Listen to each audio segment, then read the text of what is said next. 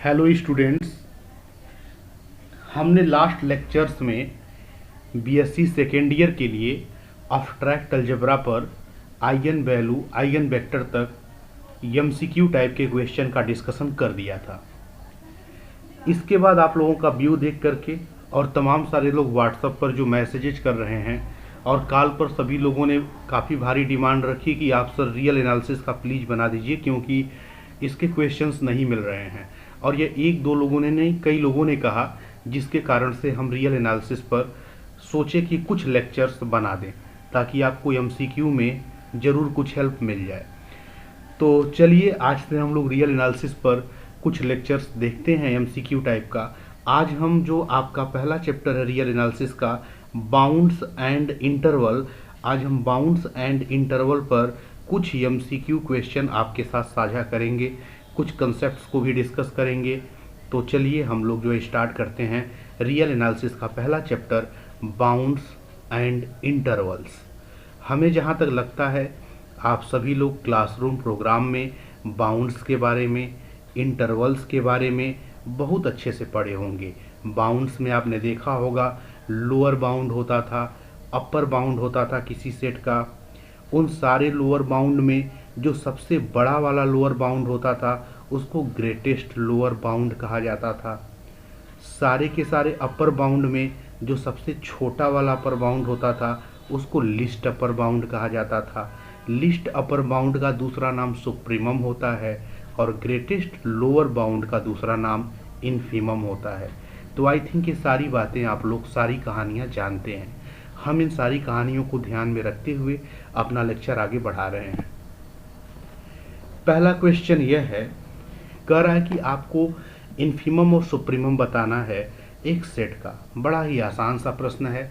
जब भी आपका कोई सेट दे तो यहाँ पर देखिए, चूंकि एन कह रहा है नेचुरल नंबर में बिलोंग कर रहा है, तो नेचुरल नंबर में नंबर कैसे होते हैं 1 2 3 4 5। तो आप इस एन को 1 2 3 4 5 से बारी बारी से बदलते चले जाइए तो सेट के तमाम सारे मेंबर मिल जाएंगे। एन की जगह 1 रखेंगे तो पहला मेंबर मिल जाएगा। नेचुरल नंबर दूसरा वाला रखेंगे तो यहाँ दूसरा मेंबर मिल जाएगा। तो दूसरा मेंबर क्या हो जाएगा 1/2। 3 रखेंगे आपको तीसरा मेंबर मिल जाएगा। ऐसे आप सारे के सारे मेंबर्स को रखते हुए चले जाइए। ठीक है, अब आपका ये सेट बन गया। अब आपसे पूछ रहा है कि सेट का इन्फीमम और सुप्रीमम बताओ। सबसे बड़ी बात, जब भी हम रियल एनालिसिस पढ़ते हैं तो अपना सारा काम एक रियल लाइन पे करते हैं। आप एक रियल लाइन ड्रा कर लीजिए। रियल लाइन पे समथिंग सपोज कर लीजिए यहाँ पे 0 है और सपोज कर लीजिए यहाँ पे आपका 1 है। ठीक है, रियल लाइन पे हमने जो है 2 पॉइंट सपोज कर लिया। रियल लाइन को थोड़ा और बढ़ा दे रहे हैं। अच्छा देखिए, ये आपका पहला पॉइंट है इस सेट का, क्योंकि यही आपको पहला पॉइंट मिला है। इसके बाद का पॉइंट 1/2 है, तो जाहिर सी बात है 1/2 हाफ 1 से छोटा होता है तो कहीं समवेयर इधर होगा। ठीक है, ये आपका 1/2 हो गया। ऐसे 1/3 तो 1/2 से भी छोटा होता है और पहले होगा, तो आपका 1/3 यहाँ पे हो गया। ठीक है, ऐसे और अगर आप आगे की तरफ बढ़ेंगे तो 1/4 आएगा, वो इसके पहले होगा। ऐसे 1/5 आएगा, वो इसके पहले होगा। ऐसे 1/6 आएगा, वो इसके पहले होगा। तो लगातार आप नेचुरल नंबर को बदलते जाएंगे। एक समय आएगा कभी कि 1/2021 भी आएगा भाई नेचुरल नंबर को पुट करते करते। तो अब सोचिए और छोटी क्वांटिटी हो जाएगी, 0 के कुछ करीब आएगा। अगर इस यन को और बड़ा करेंगे, 2021 से भी बड़ा करेंगे, सपोज कर लिया करोड़ों और लाखों का इस्तेमाल करते हैं, तो और छोटी क्वांटिटी आएगी, आप 0 के और करीब आ जाएंगे। ऐसे लगातार अगर आप वैल्यूज को बढ़ाते जाइए तो बिल्कुल आप 0 के करीब पहुंचते हुए चले जाएंगे। लगातार आप 0 के करीब पहुंचते हुए चले जाएंगे। सोचिए कि नेचुरल नंबर कभी समाप्त ही नहीं होगा और आप लगातार 0 के करीब चलते चले जा रहे हैं। लेकिन इस बात को ध्यान रखिएगा, आप 0 पे कभी पहुंचने में सफल नहीं हो पाएंगे, क्योंकि 1/n की वैल्यू कभी 0 नहीं होगी। 0 तभी होगी जब n इनफाइनाइट होगा, और इनफाइनाइट एक नंबर नहीं होता है। समझ गए? तो कहने का मतलब आपका ये जो सेट के अंदर मेंबर्स हैं लगातार बढ़ते जा रहे हैं और बढ़ते हुए किधर की तरफ शिफ्ट कर रहे हैं, 0 की तरफ शिफ्ट कर रहे हैं। और 0 एक बाउंड्री बना हुआ बैठा है कि इसको क्रॉस नहीं कर सकता है, ना तो 0 पे आ सकता है।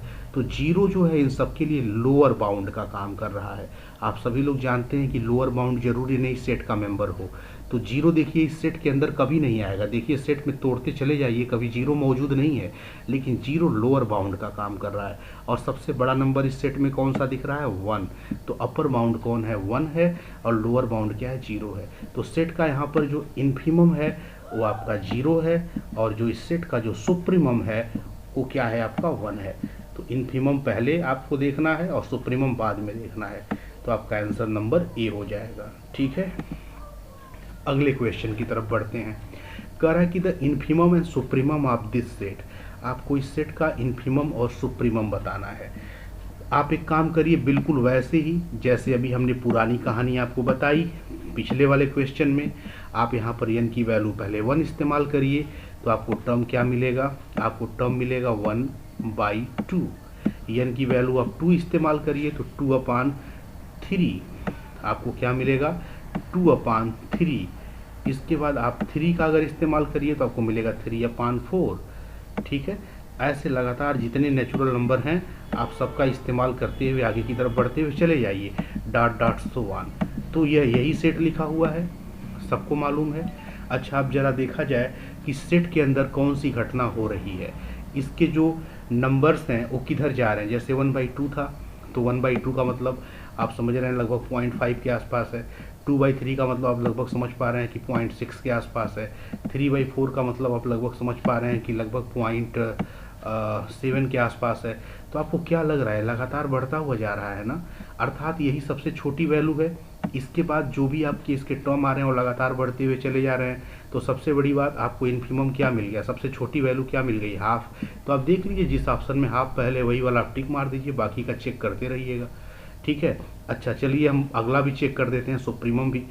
तो लगातार ये देखिए 0.5, 0.6, 0.7 ऐसे बढ़ते हुए 0.8 आएगा, ऐसे लगातार बढ़ते जाएगा। और ये किधर की तरफ बढ़ रहा है? ये बढ़ रहा है 1 की तरफ। आप कैसे जानेंगे कि सबसे हाईएस्ट 1 ही होगा? आप क्या करिए ना, ये आपका इंक्रीजिंग ऑर्डर में चल रहा है, इसी का लिमिट निकाल लीजिए n टेंड्स टू इनफाइनाइट पे ऐसे। तो अभी आपको बड़ी वैल्यू दिख जाएगी। ऐसे आपको ये दिख रहा है ना, n/, क्या लिखा हुआ है? n+1।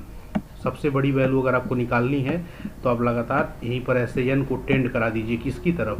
इनफाइनाइट की तरफ। और इसको थोड़ा सा सॉल्व कर लीजिए तो कितना आ जाएगा? आपको वैल्यू मिल जाएगी लिमिट। ऊपर यहाँ n है, नीचे भी n कॉमन ले लीजिए, तो n से n कट जाएगा, तो नीचे बचेगा 1 प्लस n कॉमन लिया है तो 1 के साथ क्या हो जाएगा? 1/n हो जाएगा। ये बात समझ रहे हैं? और n कहाँ पे टेंड कर रहा है? आपको n को जो टेंड कराना है वो टेंड कराना है किसकी तरफ? इनफाइनाइट की तरफ। तो अगर n की जगह इनफाइनाइट रखेंगे तो 1/इनफाइनाइट क्या हो जाएगा? 0। आपका आंसर क्या आ जाएगा? 1। मतलब आपका जो मैक्सिमम वैल्यू आएगा वो 1 आएगा। समझ गए बात? ऐसे भी दिख रहा है, आप चाहें तो यहाँ से भी निकाल सकते हैं। और सबसे छोटी वैल्यू क्या दिख रही? हाँ, तो आपका आंसर क्या हो जाएगा? आंसर नंबर हो जाएगा बी। कोई दिक्कत? आई थिंक सभी लोग इस बात को कर लेंगे। चलिए नेक्स्ट क्वेश्चन देखते हैं। क्वेश्चन नंबर 3 कह रहा है कि आपका ये क्या है? सेट ऑफ नेचुरल नंबर है। सेट ऑफ क्या है? नेचुरल नंबर है। समझ रहे हैं? यहाँ पे नेचुरल नंबर का लिखा हुआ है ना, यहाँ पे मतलब 1, 2, 3, जैसे n की जगह n की पहली वैल्यू रखेंगे नेचुरल नंबर का तो 1, फिर 2, फिर 3। तो बिल्कुल ये सेट ऑफ नेचुरल नंबर है। तो कह रहा है क्या होता है? बाउंडेड एबव होता है but not bounded below. Bounded below होता है but not bounded above. Bounded होता है, फिर कह रहा है नाइदर बाउंडेड बिलो होता है, नॉर बाउंडेड एबव होता है। चलिए रियल एनालिसिस पढ़ रहे हैं, बार बार हम लोग रियल लाइन का प्रयोग करेंगे, इसमें तो कोई दिक्कत नहीं है। पहला नेचुरल नंबर 1 होता है, फिर क्या होता है? 2 होता है, फिर क्या होता है? 3 होता है। यही ना होगा? लगातार यहाँ पे अगर n की वैल्यू बदलते जाइए नेचुरल से 1, 2, 3, फिर क्या होगा? आपका 4 होगा। ऐसे बताइए अंतिम नेचुरल नंबर कोई जानता है क्या? इसका तो कोई अंत है नहीं, है ना? तो इसका और तो पता है कि 1 से शुरू हो रहा है, इसका आदि पता है ना, लेकिन अंत क्या मालूम है? नहीं मालूम है।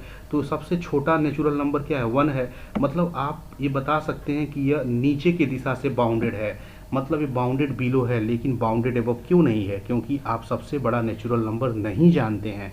So it is a bounded below but not bounded above. बात समझ गए? तो set of natural number bounded below होता है लेकिन बाउंडेड एबव नहीं होता है। इसी n की जगह अगर यहाँ इंटीजर बना देता एग्जाम में, तो इंटीजर के सेट में क्या होता बताओ? इंटीजर में आप जानते हैं कि सारे नेचुरल नंबर होते हैं, 0 होता है और निगेटिव नेचुरल नंबर होता है। तो सारा नेचुरल नंबर आपका ऐसे चलता 1, 2 and dot dot so on ऐसे होता ना। और निगेटिव नेचुरल नंबर में क्या होता है, ऐसे -1 होता, फिर यहाँ पे क्या होता, -2 होता, ठीक, ऐसे डाट डाट इस साइड में चलता और इधर चलता। तो सोचिए कि जब इंटीजर की बात करेगा तो ना आप इधर का अंत बता पाएंगे और ना इधर से जो शुरू हो रहा है ये बता पाएंगे। कहने का मतलब ना तो इधर का आपको छोर मिलेगा ना तो इधर का छोर मिलेगा। अर्थात कहने का मतलब है कि जो सेट ऑफ इंटीजर है वो ना तो बाउंडेड एबव होता और ना ही बाउंडेड बिलो होता। तो अगर यहीं पर एग्जाम में जेड दे देता तो ना तो ये बाउंडेड बिलो होता और ना ही बाउंडेड एबव होता। बात समझ गए आप? चलिए, ऐसे सेट ऑफ रेशनल नंबर की भी बात किया जाए तो सेट ऑफ रेशनल नंबर भी अनबाउंडेड होता है। ऐसे यहाँ पे सेट ऑफ अगर रियल नंबर की बात करता है, यहाँ आर लिख देता तो वो भी अनबाउंडेड होता है। तो ये छोटी छोटी बातें आप समझते रहिएगा, एग्जाम में इनको बदल करके दूसरा प्रश्न बना सकता है। क्वेश्चन नंबर 4 देखिए, कह रहा है कि अगर I1 और I2, ध्यान से देखिए इसको, कह रहा है कि अगर I1 और I2 कोई दो डिसजॉइंट इंटरवल्स हैं। कैसे इंटरवल्स हैं, वर्ड को ध्यान दीजिएगा, डिसजॉइंट इंटरवल्स हैं। किसके इंटरवल्स हैं? आर के, रियल लाइन के। यहाँ पे समझिएगा ये रिंग थ्योरी नहीं है, क्या है, रियल नंबर है। तो दो डिसजॉइंट इंटरवल लेना है आपको रियल लाइन पे। तो पहला आप एक काम करिए, ऐसे एक सीधा सा रियल लाइन हमने बनाया। आप सपोज कर लिए एक इंटरवल आपने ये ले लिया, ठीक है, समथिंग सपोज कर लिया, इसका नाम क्या है, ए बी है, और इसका नाम क्या रख दिया, I1 रख दिया, ठीक। ये आपका पहला इंटरवल I1 हो गया। डिसजॉइंट लेना है तो एक को थोड़ा और दूर पे ले लीजिए ताकि पहले वाले से थोड़ा दूर रहे, डिसजॉइंट रहे, अलग रहे। तो इसका नाम आप रख दीजिए क्या, CD। और ये जो इंटरवल आपका है इसका नाम I2 है। अब जरा सोचिए कि अगर आप I1 और I2 का यूनियन लेंगे तो यूनियन लेते समय क्या होगा। यूनियन लेते समय इसके सारे नंबर यूनियन में आ जाएंगे और इसकी और यहाँ से शुरू होकर यहाँ तक का भी सारा नंबर यूनियन में आ जाएगा। तो आपका जो सेट बनेगा वो बनेगा I1 union I2, I1 union I2। अब जरा देखो, जब सेट आपका बनेगा I1 यूनियन I2 तो सोचिए कि यहाँ का भी रियल नंबर सारा शामिल होगा इस सेट में, और फिर यहाँ से यहाँ का भी रियल नंबर शामिल होगा इस सेट में। इस बीच की तो रियल नंबर शामिल होंगे नहीं इस I1 यूनियन I2 में, मतलब यहाँ का पूरा रियल नंबर शामिल होगा और फिर यहाँ से शुरू होकर यहाँ तक का पूरा रियल नंबर शामिल होगा। बीच के सारे नंबर गैपिंग की तरफ बच जाएंगे। तो ज़रा सोचिए, आप जानते हैं कि किसी भी सेट को इंटरवल तब कहते हैं, जैसे हम अब कहेंगे ना ये इंटरवल होगा कि नहीं, किसी भी सेट को इंटरवल तब कहते हैं जब उस सेट के अंदर कोई दो नंबर ले लीजिए। जैसे मान लीजिए इसी सेट के अंदर, इस सेट के अंदर हम एक नंबर यहाँ ले रहे हैं और एक नंबर यहाँ ले रहे हैं। तो मान लिया इस नंबर का नाम अल्फ़ा है और इस नंबर का नाम बीटा है। तो आप लोगों ने पढ़ा है कि कोई भी सेट इंटरवल तब होता है जब अगर दो नंबर उस सेट में बिलोंग करे तो उसके बीच के सारे रियल नंबर भी उसी सेट में बिलोंग करे। लेकिन ज़रा सोचो कि अगर इस सेट के अंदर एक पॉइंट यहाँ से ले लीजिए और इसी सेट के अंदर एक पॉइंट यहाँ से ले लीजिए, तो बताइए इसके बीच के ये सारे रियल नंबर क्या लाई करेंगे इस सेट में? नहीं ना। और ऐसा अगर नहीं है तो इसका मतलब I1 यूनियन I2 एक इंटरवल नहीं है, क्योंकि इंटरवल की प्रॉपर्टी को फॉलो नहीं करता है। इट मीन्स दैट जो यूनियन होता है टू डिसजॉइंट इंटरवल्स का, वो फिर आगे चल करके जरूरी नहीं कि इंटरवल बना ले, ठीक है। तो ये इंटरवल होना जरूरी नहीं है, ठीक है। यहाँ वाला भी ऑप्शन अभी ठीक चल रहा है, ठीक है, नॉट एन इंटरवल। ये दोनों ऑप्शन आपके कट गए, ये भी कट गया और ये भी कट गया। अब आपके पास ए और डी बचा है। अब जरा इंटरसेक्शन की चर्चा कर ली जाए। I1 इंटरसेक्शन I2, चूंकि दोनों डिसजॉइंट हैं तो दो डिसजॉइंट सेट का इंटरसेक्शन हमेशा एम्पटी सेट आएगा और एम्पटी सेट एक इंटरवल नहीं होता है। इसीलिए यहाँ पर जो ए वाला कथन है कि ये इंटरवल होगा, ये गलत हो गया, डी वाला गलत हो गया। आपका सही ऑप्शन क्या हो गया कि जो लिखा है कि ना तो यह इंटरवल होगा और ना तो यह इंटरवल होगा, यही वाला ऑप्शन आपका सही हो जाएगा। नेक्स्ट चलिए, क्वेश्चन नंबर 5 देखिए, कह रहा है कि the infimum and supremum of the set are. इस दिए गए सेट का आपको क्या बताना है, इन्फीमम बताना है और क्या बताना है, सुप्रीमम बताना है। तो बिल्कुल वही पुराना वाला रूल जैसे हमने अभी सॉल्व किया था। आप n की वो वैल्यू पहले 1 रखिए, तो 1 रखेंगे तो -1 रहेगा। आपका पहला पॉइंट क्या होगा, -1 होगा। फिर आप n की वैल्यू 2 रखिए, तो 2 रखेंगे तो -1 का स्क्वायर प्लस हो जाए, 1/2 आएगा।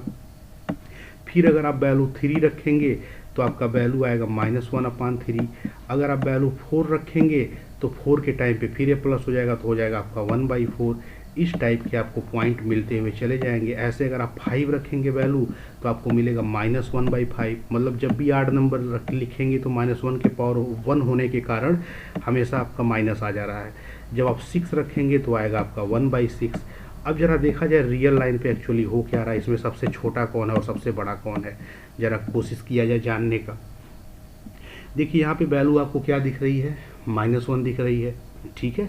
फिर इसके बाद ये वैल्यू आपको पहले माइनस वाले को आप देख लीजिए, ये रियल लाइन पे आप देखिए, मान लिया कि आपका ये 0 है। अच्छा, ये वैल्यू क्या है आपका -1 है, तो सपोज कर लिया आपका ये -1 है, ठीक है, इस सेट का ही मेंबर है। ये 0 हमने इस सेट के मेंबर से नहीं बनाया, 0 हमने रियल लाइन को डिनोट करने के लिए बनाया है कि आपका रियल लाइन में सपोज कर लिया 0 है, ये प्लस इनफाइनाइट है और इधर वाला आपका क्या है माइनस इनफाइनाइट है, ठीक। अच्छा, तो -1 को हमने रख दिया, फिर करा 1/2, तो 1 मान लीजिए कि आपका 1 यहाँ पे कहीं होगा समथिंग, ठीक। अच्छा, तो 1/2 कहाँ होगा, यहाँ पे होगा बीचों बीच में। ये आपकी वैल्यू क्या हमने बना दिया, 1/2 बना दिया, ठीक। फिर अगला पॉइंट क्या है, -1/3, तो -1/3 इधर होगा ना, यहाँ पे -1 से छोटा होगा। फिर आपका है वैल्यू क्या 1/4, तो 1/4 इधर होगा, ठीक है। फिर आपका होगा -1/5। अगर ये आपका -1/3 है तो -1/5 कहाँ होगा, 0 के और करीब होगा, इधर होगा। ये बात समझ रहे हैं आप। अच्छा, फिर आपका क्या करा 1/6, तो 1/6 ये 1/4 था, इसके भी पहले होगा। तो आप क्या देख पा रहे हैं कि आपका ये वाला जो चल रहा है 1/2, 1/4, 1/6, ये लगातार 0 की तरफ जाने का प्रयत्न कर रहा है। और आपका ये जो निगेटिव वाला है -1, -1/3, -1/5, ये भी आपका किधर जाने का कोशिश कर रहा है, ये भी लगातार आपका 0 की तरफ जाने का कोशिश कर रहा है। ये बात आप समझ पा रहे हैं। तो आपका ये भी 0 की तरफ जाने का कोशिश कर रहा है। तो कहने का मतलब ओवरऑल 0 की तरफ जाने का कोशिश कर रहा है। तो आपका जो सबसे जो छोटा वैल्यू होगा वो कितना होगा, यहाँ पे ज़रा बताइए। यहाँ पे आपका आंसर क्या हो सकता है, आप लोग सोच करके इस क्वेश्चन को ज़रा सा बताइए, ठीक है। तो आप लोग इसको सोचिए, तब तक जो है